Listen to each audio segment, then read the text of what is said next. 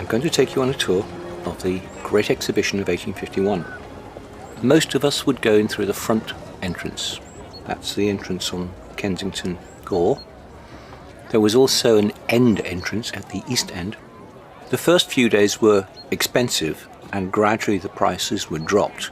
And if we went in right at the beginning, we'd be paying £1 a head, or into the middle of the next week, 5 shillings. But after 3 weeks, the prices dropped to a shilling. A shilling would be £5.60 today. I'm not going to take you round on a shilling day. It'll be so busy. There'll be 55,000 or more people in the building. I'm going to take you round on a 5 shilling day. We go in through the main entrance. This is on the south face with the barrel vault. We go in through the turnstiles. They click through and count automatically, so that every hour they could take records of how many people were in the building. You had the opportunity to deposit your umbrella, but actually the summer was a very hot one and there were very few rainy days. You could also buy a twopenny pamphlet which gave you a basic layout of the building. There was a shilling guide and there was the 3 guinea guide. Now the 3 guinea guide, this is 3-volume job. 3 guineas, that's £350 at today's prices, and you wouldn't really want to lug around 3 big volumes. But nevertheless, they were available. Most people, of course, didn't do that. They just followed their noses. If we followed our noses as we come in through the door, the first thing we'd come across to our left is Trinidad and Tobago, full of fabulous smells because it's a display of colonial produce. If, however, we look to the right, we'd get to the Tunis Gallery, the courts. But very few people would have gone left or right, because as you came in through the entrance, there ahead of you was the fantastic barrel vault with large full-size elm trees in it. In front of you, a beautiful fountain by Osler, Birmingham. The fountain twinkling away, made of crystal glass, with the water perfumed with eau de cologne. Behind that was another fountain, the Boy and Swan fountain, and a magnificent set of gates, and behind that, refreshment rooms and waiting rooms, waiting because you would have to wait for the toilet so long. And above your heads, a Gray and Davison organ playing music. The trouble with that organ was it was so popular that people just stood and listened to the music and choked up the entrance. So after a very short time, they moved it to the far end of the building to get it out of the way. I'm going to take you down the British nave. That is to say, we go up to the fountain and then we turn to our left and we'll walk all the way down going west past all the British displays. There's a gallery above us, so the whole thing's on 2 floors. We'll have almost no opportunity to go upstairs because there just won't be time. But we'll come back again and we'll cross at the Crystal Fountain and then down and do the foreign nave. So if I lose anybody, you can meet me here at the fountain. Our first display as we go down the British nave is India. It straddles both sides of the nave with weapons on one side and howdahs on the other. 2 howdahs that would go, if you were riding an elephant, it's the saddle for an elephant, and they are both very fine and they both have a roof over their heads. At the early stages, these were just displayed on plinths, but somebody said it would be really good if you put it on an elephant, and they looked around the country to find a museum that might have a stuffed elephant that could do the job, and they found one at Saffron Walden Museum. It was brought in, the howdah was beautifully placed on it. It's very fine, very impressive. The only thing is that it is an African elephant, not an Indian elephant. Next to India is Canada, and behind that the wonderful smells of the Trinidad and Tobago that we had when we first came in. But next to Canada, on our way going west, is the medieval court furniture designed by Augustus Wilby Pugin. Lots of different people exhibiting besides him, but it's his overall concept. Very fine, stunning stuff. In fact, when the exhibition closed, the nation acquired many items from the displays, and virtually everything in this court were saved and are in the Victoria and Albert Museum collections now. Beyond the medieval court, we have along the main nave on the south side British furniture, including a japanned piano made by Jennings and Betteridge, and a large chair that looks a bit like a shell, which catalogue assures me is made of papier-mâché. I believe it survives. I saw it once in the offices of the Wolverhampton Council. We could keep going down the main nave, but every now and again there are routes that allow us to go through further into the depths. Bear in mind this building was 400 feet wide and over 1800 feet long. There's quite a lot of depth to get into. If we just pass the fireplaces and the Sheffield steel, we go left, that is to say south, we'll go down into agricultural machinery. And the machines, many of them are linked up to belts and flywheels and turning over. The power for the line shafting comes from a little boiler house that's outside the far end of the building.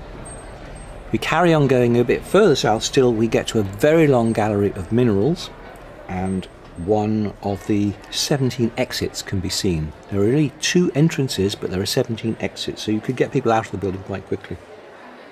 You come back then onto the main nave. About halfway down, we get a large gazebo, the Coalbrookdale Dome, a large fountain by Mr. Seeley, also with perfumed water.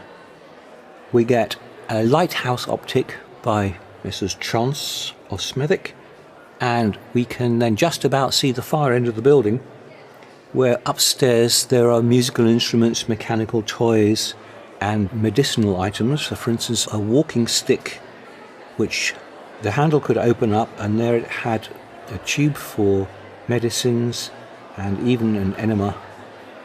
And next to that there were false teeth made of hippopotamus tusks. You can go outside through that far end into a courtyard, fenced off, where there are very large exhibits, too large to have inside.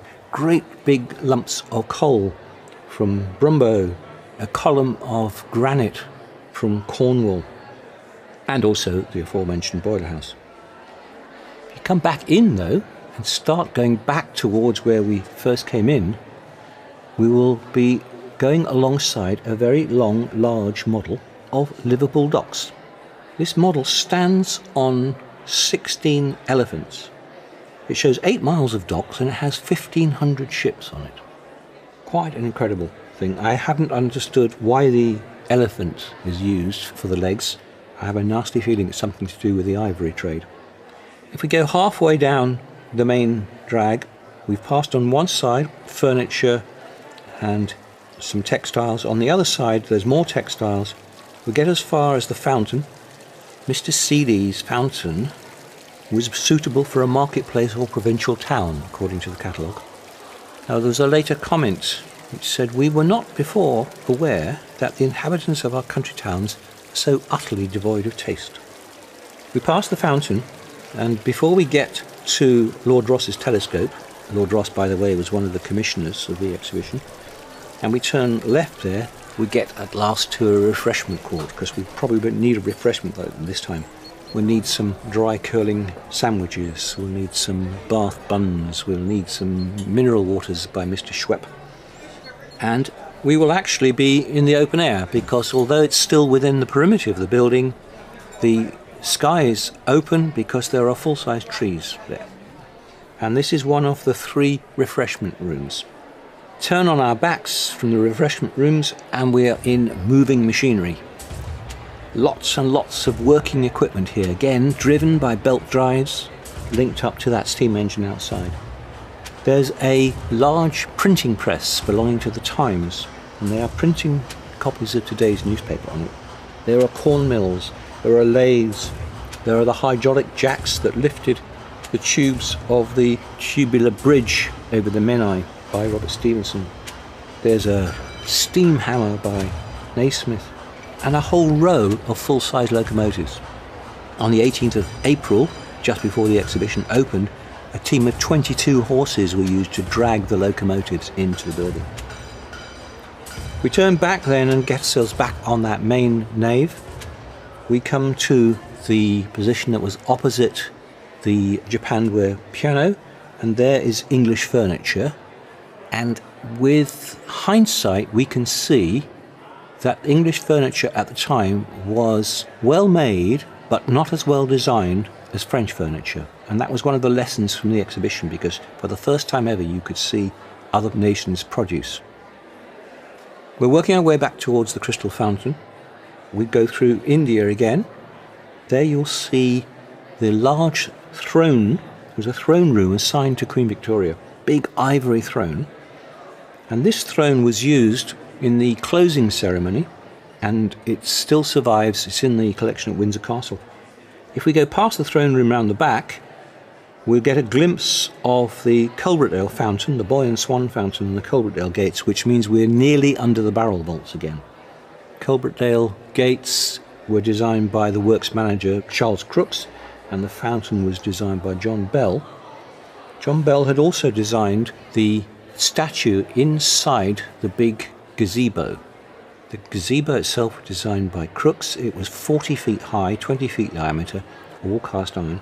Inside, a man with a bow, but he's let go the string and the arrow is gone. And if you look up into the dome of the gazebo, there is the eagle pinned by the arrow.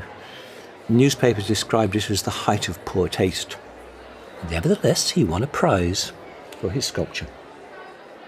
We have done exactly what Queen Victoria did on the opening day. We've gone from the centre down the British nave, turned round and come back again.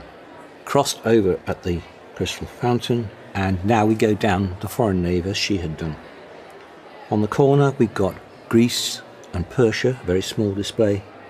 Next to that, Spain, Portugal, equally small. And then we get to France, the biggest of the foreign displays. On the north side, as we go down, there's Sèvres porcelain, there's Aubusson tapestries. Behind that, only open to the exhibitors, is their own private refreshment room, so they didn't have to fight the queues of the public refreshment rooms. There's also a lecture room behind there. France, of course, is so big it straddles both sides of the nave. Next to them is Belgium, where there's a very large statue of the Knight Crusader Godefroy de Bouillon. Godfrey on his big horse, surrounded by other statues of naked women. The exhibition was quite celebrated for having so much naked flesh in it, or at least marble naked flesh or plaster naked flesh, not the real stuff. This is Victorian times, of course, and there was perhaps rather more than was necessary, and quite a lot of the sculptures seem to have the bottoms at our eye level. Standing directly in front of Godefroy de Bouillon are Venus, Psyche and Cupid, good examples of this particular genre. Getting upstairs was easy. There are 11 different flights of staircases, and all along the foreign nave on the north side was stained glass right the way along. That's because it had constant north lighting behind. But it wasn't foreign stained glass, it was stained glass from all different nations. Next to France and below the stained glass is the Zollverein. Zollverein is the union of German states who have free trade agreement between them, a sort of precursor of the European Union. The next court is Russia, large green malachite doors and malachite vases. This was the display that was completely empty at the opening. Queen Victoria commented herself, because the ships were still frozen in at St. Petersburg. But by the time she got there a little bit later, 19th of May, a few more exhibits had come, but it was still not all of them. It was next to America. Now, the American display is in one corner, behind which is another refreshment room, another set of toilets, and a workshop of Fox Henderson, so they can do running repairs on the building. The key displays for America were 6 guns by a man called Samuel Colt. There was a combine harvester by Cyrus McCormack. There was a large wrought iron bridge by Mr. Ryder. And there was a very large, well, the catalogue called it a trophy. It's a bit like a sculpture, about 15 feet high, made of India rubber. And the exhibitor was a Mr. Goodyear. But the most popular of all the American exhibits was Hiram Power's The Greek Slave, another Victorian nude. She had the advantage of having a curtain round two sides, but I think maybe the twitching of the curtain was perhaps the most exciting part. If we work our way back towards the Crystal Fountain, this time going along the south side of the displays, we'll pass Norway and Sweden, Denmark, and upstairs embroidery in linen from the Solverein. We'll see just ahead of us a very large sculpture, the Amazon, a naked lady on horseback and the horse is being attacked by a lion. Charles Dickens said, "I find I am used up by the exhibition. I don't say there is nothing in it, there's too much. I have only been twice. So many things bewilder one. I have a natural horror of sights, and the fusion of so many sights in one has not decreased it. I am not sure that I have seen anything but the fountain and the Amazon." Behind the Amazon is a display of stained glass from Milan. It's too big to have gone upstairs with all the other stained glass. And behind the stained glass, we get to France again, straddling both sides, big displays. The furniture on this side includes a sideboard by Monsieur Faudinois of Paris. This is a sideboard in mahogany. The shelf, the bench, is supported by 6 life-size dogs. They are bloodhounds. Above them, there are 4 female figures, not quite as naked as some of the statues in the exhibition, but not far off.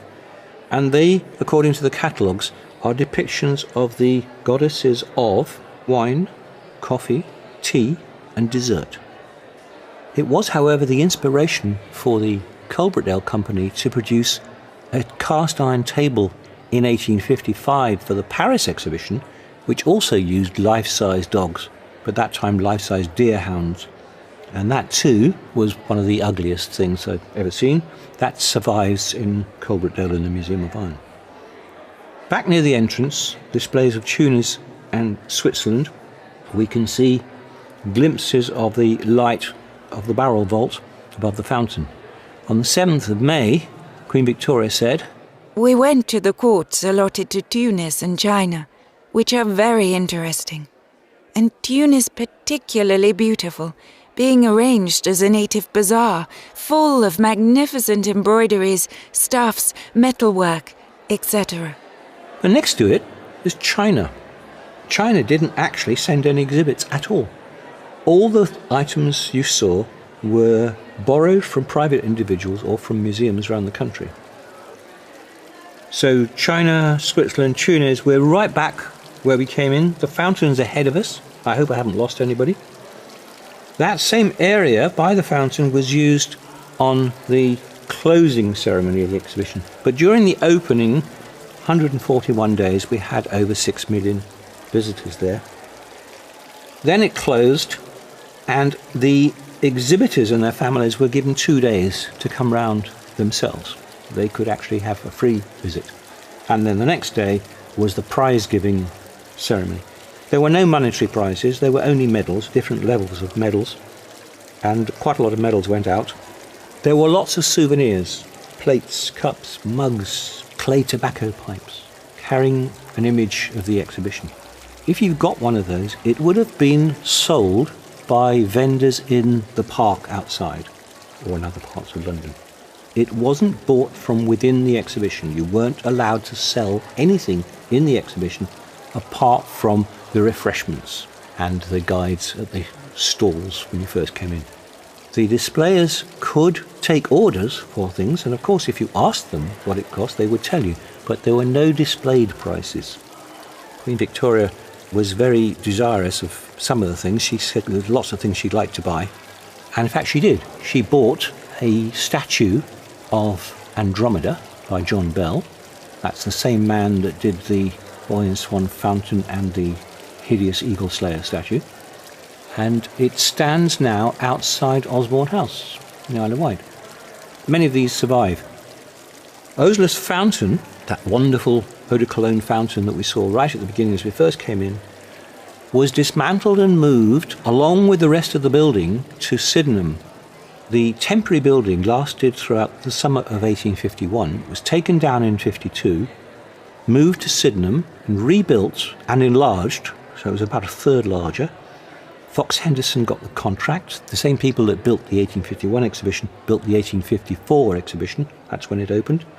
And the Crystal Fountain was the key central exhibit in that new display. And it survived until a terrible fire when the whole of the Crystal Palace burnt down, and the heat was so great that the glass of the fountain melted, and there was a great big puddle of molten glass at the bottom that then solidified.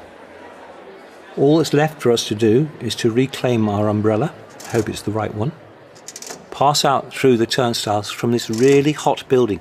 This is a greenhouse we've just gone round. There may have been 15 or more thousand people inside that greenhouse in Victorian clothing, lots and lots of layers, stifling temperatures. It's actually very good to get out in the open air, but the experience was so exciting for so many people, they came back again and again.